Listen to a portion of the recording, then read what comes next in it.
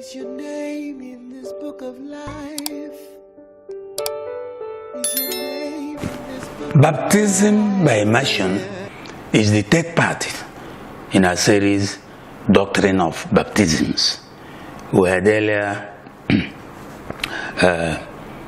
had the first one, which is baptism into Christ, and the second one, baptism of the Holy Spirit. This is the third, and the fourth one is baptism with fire. In Hebrews chapter 6, verse 1 says, therefore, leaving the discussion of the elementary principles of Christ, let us go into perfection, not laying again the foundation of repentance from dead works and of faith towards God, of the doctrine of baptisms, of laying on of hands, of resurrection of the dead, and of eternal life. So water baptism is one of four components that constitute the doctrine of baptisms, as we have seen. Water baptism, unlike baptism into Christ, is not a means of grace or an act that leads to salvation, but a confirmation of it. It's a testimony to a changed life. You are saying something happened, and for that reason you identify with what Jesus, his ministry, his mandate, his teachings. It's an outward expression of an inward reality. So we see now how water baptism, which actually involves being fully immersed in water, being put under water, as a kind of identifying with what Jesus went through. Look at it in verse 28, Matthew chapter 28. In Matthew chapter 28, the Bible says, go therefore and make disciples of all the nations, baptizing them in the name of the Father and of the Son and of the Holy Spirit. So you must be baptized into Christ. Another way of saying that you must be born again before you can be baptized by immersion in an acceptable manner. In Mark chapter 16, the Bible says, and he said to them, go into all the world and preach the gospel to every creature. He who believes and is baptized will be saved, but he who does not believe will be damned. The big question, and now note these points. The gospel must first be preached to the unsaved, every creature. Those who believe are to be baptized by immersion, and those who believe and agree to be baptized by immersion shall be saved. Those who believe not shall be damned. But then the question comes, what happens to those who believe and are not baptized? Can they be saved? Are they really saved? The answer is both yes and no. You see, in the things of God, obedience is really more important than sacrifice, as Prophet Samuel told King Saul. Say, God desires obedience, not the fat of rams. And in first, I think in Isaiah chapter 1, verse 19, the Bible says, if you are willing and obedient, you shall eat the good of the land. So, if you are born again, you have been baptized into Christ, and you have the opportunity of being baptized by immersion, and you refuse it, that's disobedience. That disobedience has no place in the kingdom of God. Disobedience is like the sin of witchcraft, and no witch can make it to heaven. But if you are baptized and you do not have the opportunity, just like the thief on the cross with Jesus Christ, there's nothing that man could have done. No way he would have been baptized where he was, in the condition he found himself. Take the practical example of a soldier on the front line. He has the gospel, the preaching of the gospel, and he believes with all his heart, and he goes into battle and doesn't come out alive. Will he be saved? Of course, he's saved. The lack of water baptism cannot vitiate the fact that he was saved. because he didn't have the opportunity. But those who have the opportunity and refuse it are actually living in disobedience.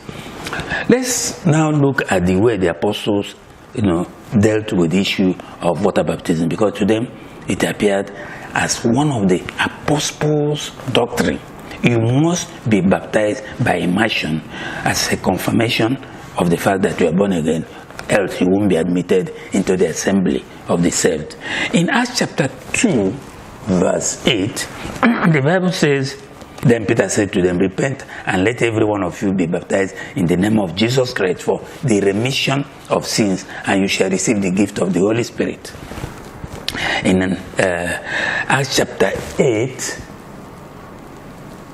Philip at Samaria, the Bible also told, Acts chapter 8, verse 12, the Bible says, "But when they believed Philip as he preached the gospel things concerning the kingdom of God and the name of Jesus Christ, both men and women were baptized." So that's a pattern. Men and women who believed were baptized. In Acts chapter 10, this is now talking about Peter in the house of Cornelius. He preached. Before even he could finish the preaching, the Holy Spirit fell upon those who listened, who were there. What does that mean, falling on them? He baptized them in the Holy Spirit, and then they began to speak with unlearned language, unlearned tongues, to the surprise of Peter and the Jews who came with him. And then Peter said, "Well, can anyone forbid water that these should not be baptized, who have received the Holy Spirit just as we have?" And he commanded them to be baptized in the name of the Lord.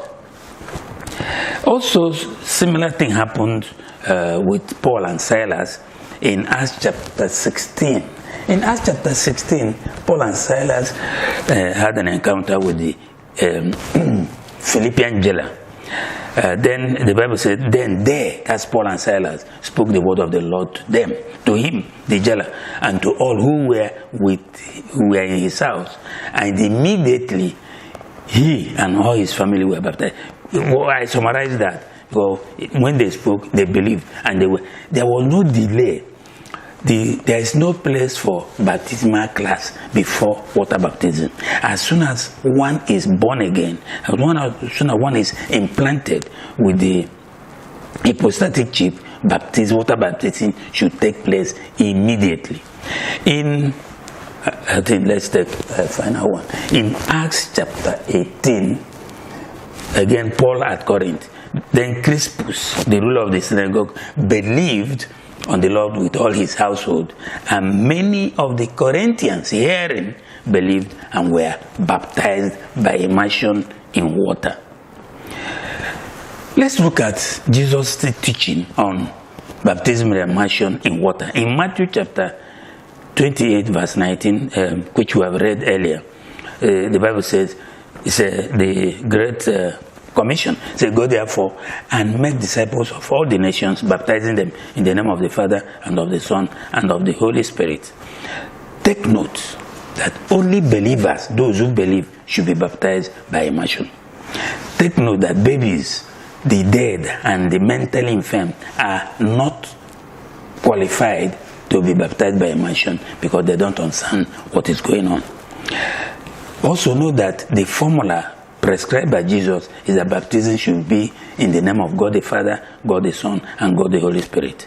And also, as it can be seen with what happened during the days of the apostles, baptism took place in flowing body of water, and then the candidates were fully immersed in water.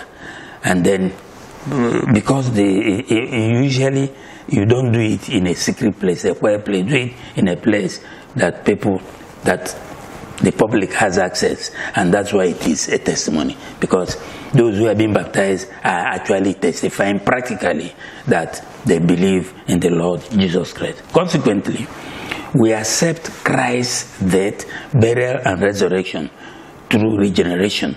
In Colossians chapter 2, verse 12, the Bible says, in Colossians chapter 2, verse 12, the Bible says, "Buried with him in baptism, in which also were raised with him through faith in the working of God who raised it from the dead. You see, the Christian hope is based on resurrection. And when you get yourself involved in water baptism, you are enacting that belief that indeed Jesus died, was buried, he rose up from the dead on the third day, and then he ascended into heaven, from where, of course, he will come to take his people again.